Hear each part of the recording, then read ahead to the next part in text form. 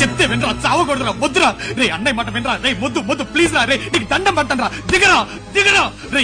మనిషి డబ్బులు వెతుకుంటే వెళ్ళొచ్చు, పనిని వెతుకుంటే వెళ్ళొచ్చు, కానీ చావులు వెతుకుంటే వెళ్ళకూడదురా. చావే మనల్ని వెతుకుంటే రావాలి రే. వద్దు, నీ కాళ్ళు పట్టుకుంటాను, దిగరా. నేను ఆల్రెడీ చచ్చిపోయాను, ఇది కేవలం శవం అన్నయ్య. ఈ శవం ఇక్కడ ఉండకూడదు, నేను పోతానన్నయ్య.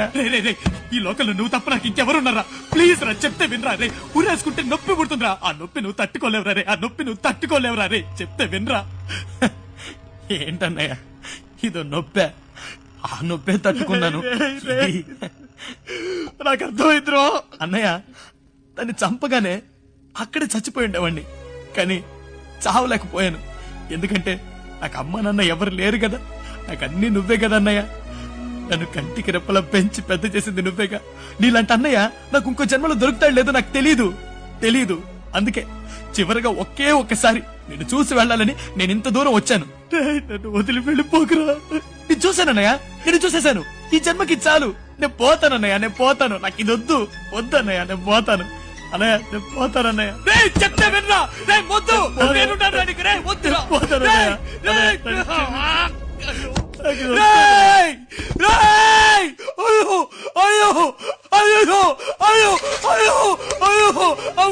అయ్యో